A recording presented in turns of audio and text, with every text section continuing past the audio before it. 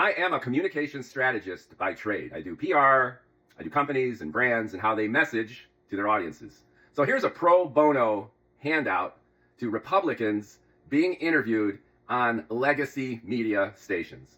It's Sunday morning, and I'm listening to all of these Republican senators and representatives who are getting all tongue-tied defending Trump's stance on Ukraine, Doge. So here's a free piece of advice, boys and girls. Just be honest. So when Kristen Welker asks you, Senator Mullins, what about Ukraine? What about Trump's changed stance toward U.S.-Russian relations? Don't start going on how Biden appeased Russia and Trump is the strong guy against Russia. Well, that's just bullshit. No one believes that. By your own complaints, Biden was the one pumping $100 billion into Ukraine aid, and Trump was the one saying, cut that shit out. And everyone knows Donald and Vlad are cozied up and fist pumping. They did that back in 2016, and they're obviously doing it in droves now to the point where Trump wants to renormalize Russian-U.S. relations.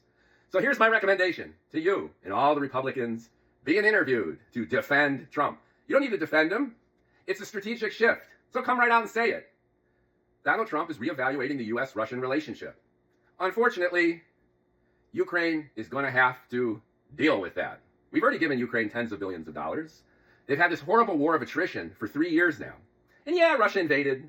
And yeah, but that's between them, okay? It's like if Texas secedes from the Union, you have some country on the other fucking side of the world coming in and pumping them with weapons against us? Is that a valid analogy? I don't know, and I don't care. But that's how they see it. But all that aside, it really doesn't make any difference. What's the smart move to make globally? And that is butting up with Russia. They're the big guys. And Ukraine, what's the benefit for us defending Ukraine against Russia when Russia is the big power? And we've already pumped all this money and time and energy into Ukraine, and it's led to stalemate. So yeah, Trump has decided to fist pump with Vlad, renormalize Russian relations, and that's better for the country, and it's better for the world. You're welcome.